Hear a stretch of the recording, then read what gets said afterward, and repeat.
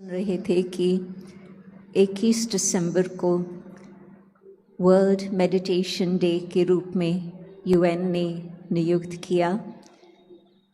पिछले वर्ष first time था जो ये वर्ल्ड मेडिटेशन डे रहा और ये आज का ये विशेष दिन सेकंड सारे विश्व भर में मेडिटेशन के प्रति बहुत सारे कार्यक्रम सारे विश्व भर में चल रहे हैं और भारत में भी। कहते हैं necessity is the mother of invention. जब बहुत कोई चीज़ की आवश्यकता होती तभी सबका ध्यान उस तरफ जाता अथवा कोई एक नई इन्वेंशन निकलती। तो ध्यान अथवा मेडिटेशन कोई नई इन्वेंशन तो है ही नहीं। 5000 वर्ष से भारत में मेडिटेशन 5000 वर्ष पूर्व भी ध्यान करते थे और आज भी कर रहे हैं, परंतु समय अनुसार जैसी ही विश्व की हालत देख रहे हैं, कलयुग की अंतिम घड़ियों पर आकर के पहुंच रहा है। ऐसे समय पर फिर से सारे विश्व का ध्यान भारत की तरफ है, जहाँ से योग की साधना भी सब सीख करके बहुत प्राप्ति किए हैं। परंतु ये 2 वर्ष से मेडिटेशन का भी विशेष सबका ध्यान रहा है। आप कहेंगे कि मेडिटेशन तो एक बाज़ार जैसी बन गई है। अनेक प्रकार के योग, अनेक प्रकार के मेडिटेशन भी यूनिक। कोई कंसंट्रेशन चाहता है, कोई मंत्र जाप करने चाहते हैं। भिन्न भिन्न प्रकार से मेडिटेशन का आज विश्व भर में फैलाव है, परंतु उसमें कहेंगे राजयोग विशेष ही है। क्योंकि आप शब्द ही सुनो राजयोग। राजयोग में मेडिटेशन का एक स्टेप आता और योग का मतलब ही है संबंध। आत्मा का सर्वश्रेष्ठ परमपिता परमात्मा के साथ संबंध जोड़ना। तो जब योग हम कहते हैं तो वो भी भिन्न भिन्न प्रकार के, परंतु राजयोग का मतलब ही है उस एक परमात्मा के साथ संबंध जोड़ना, जो गीता के अंदर भगवान ने उपदेश दिया है। मन मनाभव, मन मेरे में लगाओ, माम एकम याद करो। तो उस लक्ष्य को लेकर के जब हम मेडिटेशन करते हैं तो उसमें 3 स्टेप्स आती है। फर्स्ट स्टेप आता है अंदर की यात्रा करना, अंदर झांक के देना। और जब हम अंदर की तरफ यात्रा पर जाते हैं तो संसार बाहर और मैं आत्मा अंदर।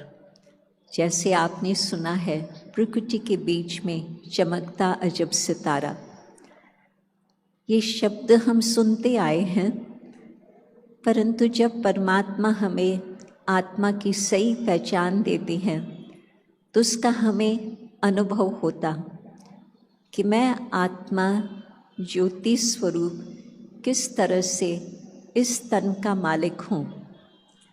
राजयोग एक तो सर्वश्रेष्ठ परमपिता परमात्मा को याद करना, परंतु दूसरा भाव राजयोग का ये भी होता जिस योग से हम स्वराज को प्राप्त करते हैं। भारत को स्वराज की प्राप्ति फॉरेनर से तो हो गई, परंतु परमात्मा हमें स्वराज की प्राप्ति दिलाते हैं, जिसमें न सिर्फ हम अपने कर्म इंद्रियों पर जीत प्राप्त करके उन्हों का मालिक बन करके कार्य करते, परंतु साथ ही साथ जो अपने अंदर सूक्ष्म इंद्रियाएं हैं, मन, बुद्धि, संस्कार, परमात्मा के याद की शक्ति से इस पर भी हम विजय प्राप्त कर सकते। आप सोचो, कौन ऐसा व्यक्ति होगा जो कह सकता कि हाँ, मेरा अपने मन पर विजय है। शायद मुश्किल से यहाँ कोई हाथ उठा सकते। और मेरा ये सौभाग्य रहा है जो ब्रह्मा बाबा मम्मा को देखते और फिर अपनी जो श्रेष्ठ दादियों के जीवन को देखते नज़दीक के संबंध में रहे। इन आत्माओं ने सचमुच राजयोग के द्वारा अपने न केवल मन, अपने संकल्प, अपनी फीलिंग्स, अपने इमोशंस पर विजय प्राप्त की थी।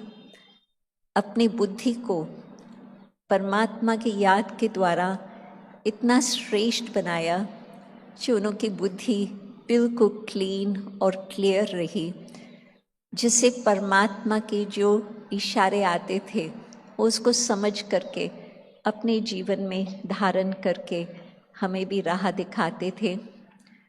तो मन, बुद्धि, परंतु उससे भी और जो सूक्ष्म ते सूक्ष्म अपने आंतरिक संस्कार है, उनों के ऊपर भी विजय प्राप्त करना तब होता जब हम राजयोग का मेडिटेशन करते।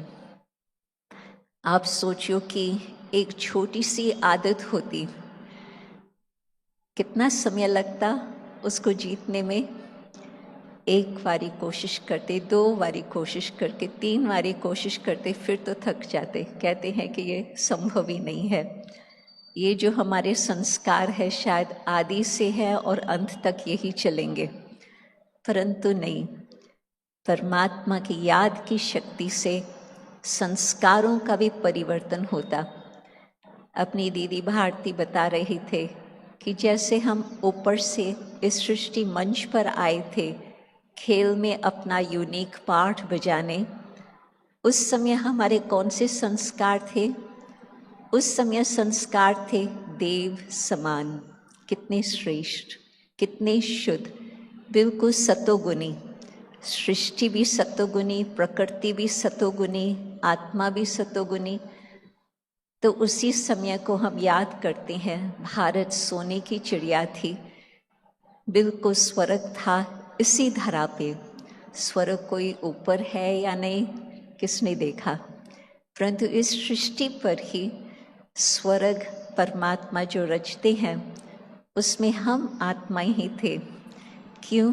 क्योंकि इस समय जब हम अपने संस्कारों का परिवर्तन करते हैं राजयोग के अभ्यास से, वो सत्वगुणी संस्कार स्वर्ग की स्थापना करते और स्वर्ग का आरंभ हो सकता। और जिस समय आज की सृष्टि को देखते कुछ और ही नजर आता, ऐसे ही समय पर भगवान का जो हम सब की प्रतिवायदा है कि जब जब धर्म की अति गिलानी होती, उसी समय मैं अवतरित होकर के सत धर्म की स्थापना का कार्य करता हूँ। आप सोचो कौन सा समय चल रहा, जितनी आज धर्म की गिलानी हो रही है, अति में आकर के पहुंची है। विश्व भर की बात है, एक स्थान की बात नहीं, विश्व भर। क्या इससे अधिक कुछ और हो सकता? तो ऐसे ही समय पर परमात्मा हमें खुद की पहचान देते ज्योति स्वरूप है। इतिहास को आप देखेंगे, प्रकाश का इतना महत्व रहा है, पूजा की गई है, उसका यादगार बनाते हैं। और जो शिवलिंग की प्रतिमा भी बनती है, आप आगे देखेंगे जो लाइट्स अभी तक जल रही है, उसकी जो फ्लेम है उसका एक ओवल शेप होता और उस यादगार में शिवलिंग की रचना रची गई। परंतु जब हम परमात्मा को याद करते, उस ज्योति स्वरूप निराकार को हम याद करते। शिव के 3 अर्थ, बिंदु, बीज रूप और कल्याणकारी। जब आप बिंदु रखेंगे तो उससे 0 करके मल्टीप्लिकेशन होती जा रही है। विदेश में ज़ीरो को तो आप जानते हैं, सारी जो इलेक्ट्रॉनिक सिस्टम्स है वो सारा ज़ीरो पर ही आधारित रहती है आजकल। परंतु ज़ीरो की इन्वेंशन कैसे हुई थी?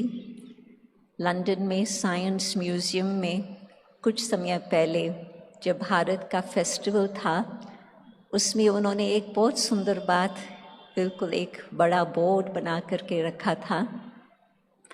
उसमें ये लिखत थी, only a mind that experiences infinity can create the concept of zero. Infinity बेहद, न आदि न मध्य न अंत, बिल्कुल बेहद। तो जब हम परमात्मा शिव निराकार को जानते हैं, उस ज़ीरो को जानते हैं, तो मल्टीप्लिकेशन होती जाती। उसके याद की शक्ति से हमारे जीवन श्रेष्ठ, परंतु न केवल हमारी खुद की जीवन श्रेष्ठ, परंतु परमात्मा हमें ये भी शिक्षा देते कि जब आप योग करते हैं तो न केवल आप खुद के लिए योग करते हैं अथवा ध्यान करते हैं, आप सारे विश्व को भी फ़ायदा देते हैं। जिस तरह से एक पत्थर आप पानी में डालो, सारे रिपल्स किस तरह से सब तरफ घूमते हैं, दूर दूर तक पहुंच जाते, इसी तरह से एक व्यक्ति योग करता, उसके वाइब्रेशंस दूर दूर तक भी फैलते हैं। परंतु जब संगठित रूप में हम सब इतने हजारों की संख्या में योग करते हैं अथवा योग लगाते हैं, वो जो मेडिटेशन के वाइब्रेशंस फैलते हैं, उसका मल्टीप्लिकेशन इफ़ेक्ट विश्व में शांति ज़रूर लाएगा। तो ये 3 बातें आप ज़रूर याद रखना। अंदर की यात्रा करना, ये जानना कि मैं कौन हूँ। ऊपर तक यात्रा करना, परमात्मा के साथ संबंध जोड़ना कि मैं किसकी हूँ। और तीसरा, मुझे आज क्या करना है। कहते हैं कि हर व्यक्ति को मेडिटेशन कम से कम 20 मिनट तो करना ही चाहिए, परंतु जो व्यक्ति कहता है मैं बहुत व्यस्त हूँ, उसको 60 मिनट करना चाहिए। क्यों? क्योंकि उस व्यक्ति के द्वारा बहुत कुछ और कार्य होने जा रहा है, परंतु 60 मिनट वो व्यक्ति मेडिटेशन करता तो उसको बहुत सुंदर रीति से फल प्राप्त होता। मेडिटेशन के द्वारा अथवा साइलेंस के द्वारा, राजयोग के द्वारा न केवल मन की शांति और जो सर्व गुणों की प्राप्ति जो आप सुन रहे थे पहले, परंतु आज के जीवन में निर्णय शक्ति। आप सोचो कि कितनी जीवन की अनसर्टनिटीज़ आ रही है, परंतु एक परमात्मा से योग लगाएं, हमें बिल्कुल सहज ही पता चलता अब मुझे अपने लिए क्या करना है, मुझे अपने परिवार के लिए क्या करना है, और सारे विश्व के लिए मुझे आज किस तरह से अपने मन, वचन, कर्म से सेवा करनी है। आप इतना धीरज से सवेरे से बैठी हैं, तो मैं सार में यही राजयोग का अभ्यास की बातें बताती हूँ। मन को अनुभव करना शांति से, मन को परमात्मा में लगाना, और फिर outwards, inwards, upwards and outwards. मुझे इस सृष्टि पर अब क्या करना होगा, विश्व के लिए और खुद के लिए। ओम शांति।